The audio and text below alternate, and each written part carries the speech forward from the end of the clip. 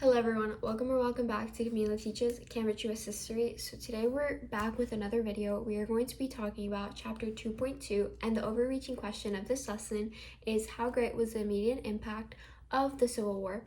So last video we left off in 1865, and the overreaching question of that chapter was why did the Civil War last 4 years? But today we're going to be talking about what were the immediate impacts of the Civil War. We're not going to be getting into Reconstruction yet. We are talking about the things that happened during the Civil War that created an impact in society at that time. So we are going to backtrack a little bit, and we're going to come back to 1861, the beginning of the Civil War. In early 1861, Lincoln has to take a strong executive action by suspending habeas corpus. Habeas corpus is basically the right to trial and to know why you got convicted of this crime. So by suspending this right, this let the army arrest any suspended Confederate sympathizers without normal legal process. This was extremely controversial at that time, especially due to this famous early case called Ex parte Merryman, 1861. This was a Maryland secessionist named John Merryman, and he was arrested. And the Chief Justice Roger Taney ruled that only Congress could suspend habeas corpus, not the president. But Lincoln completely ignored this and continued the policy, but only in key areas. The book's point is that this showed how the war immediately strained democratic rights and increased presidential power.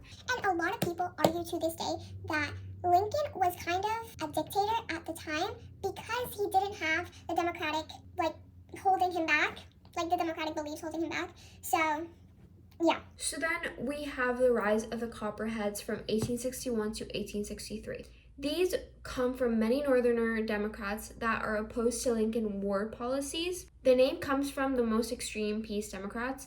They wanted a quick negotiated peace, even if it meant letting the South leave or keeping slavery. And they actually attacked Lincoln for expanding federal power and turning the war into an abolition war. And the leading figure of this movement, of the Copperhead movement, is Clement Vallandigham. I might be pronouncing his name wrong, but I'm sorry, I don't know how to pronounce his name.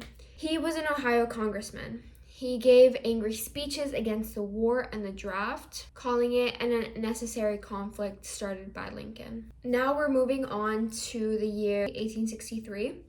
And at the beginning of the year, we have the Emancipation Proclamation.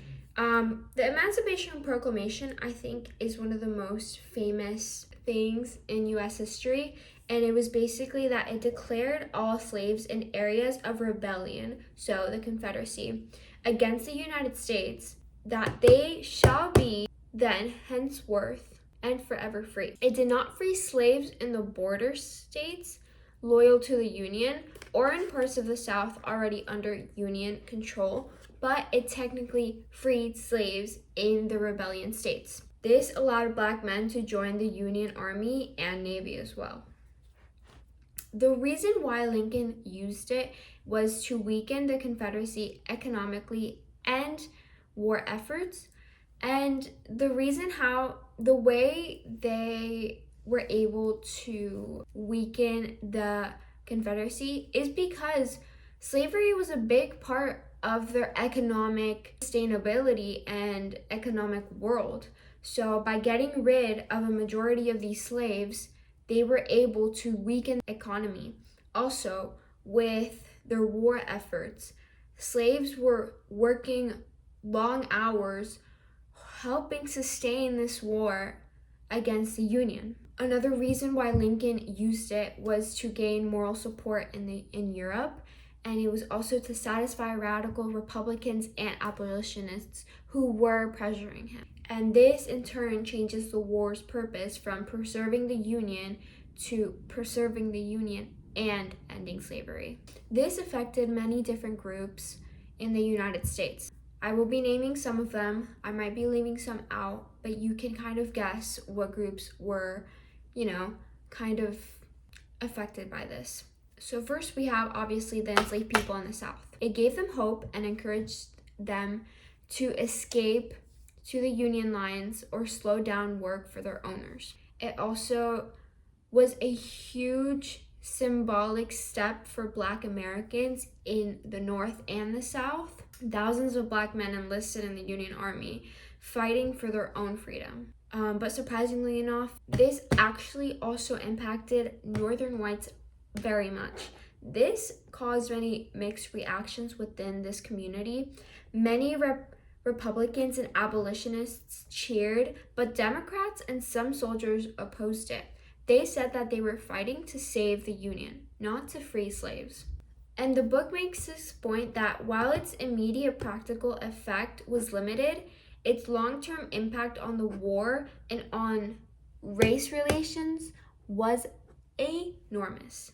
Then in March of that same year, we have the Enrollment Act, and this is the first national draft. So volunteer numbers fell drastically as casualties rose in the war. So Congress had to pass this Enrollment Act on March 3rd of 1863, and it required men aged 20 to 45 years old to register for a lottery draft. There were many loopholes to this, but one of the main ones was that you could pay $300 to avoid service, or you could even hire a substitute. This created the slogan, "A rich man's war and a poor man's fight." A couple of months after that, in July, we have the New York City draft riots from July 13th to July 16th. This first draft was drawn in New York City, and this triggered 4 days of violent riots. Mostly working class Irish immigrants attacked draft officers, Republican leaders, and symbols of the war. And these riots turned terrifying within not that long. Mobs attacked Black residents, burned the Colored Orphan Asylum, and killed several African Americans. And the reason why they did this is because they feared low-wage jobs would be competed by freed slaves. And in these riots, at least 120 people died. The Union troops had to be rushed in to stop the violence. And the book emphasizes that the riots kind of showed this deep class resentment that was happening, this racial tension that was happening, and war weariness on the northern home front. Then from 1863 to 1865, we have continued political strain and moving towards permanent abolition. Lincoln faced backlash from both Copperheads and radical Republicans. And the Vallandigham case, I don't know if you guys remember him, but we did mention him just a tiny little bit ago. He was a very prominent figure in the Copperhead movement. He was arrested, he was tried in a military court, and then exiled.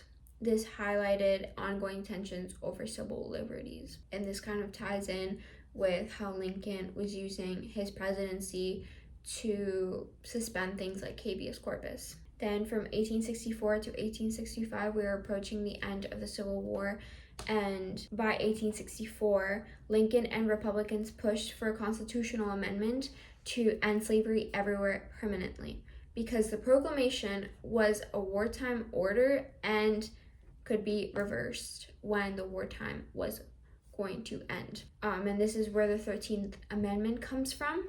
The 13th Amendment, the main text of this amendment was that neither slavery nor involuntary servitude, except as a punishment for crime, shall exist within the United States.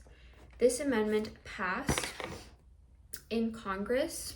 I'm trying to look for the date. So this amendment passed in Congress in January of 1865, and it was ratified in December of 1865, unfortunately, after Lincoln's assassination. I am not going to expand on Lincoln's assassination simply because I think it's a very well-known fact that he was assassinated, but I think it's so crazy to think that Lincoln never got to fully see the 13th Amendment kind of take place in the United States due to his assassination.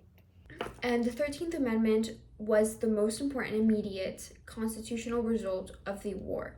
It permanently abolished slavery, and it required the 18th through the 13th Amendment to be accepted by Southern states before they rejoined the Union. There were also a lot of social changes from this war that women took on new roles. African American soldiers proved their bravery.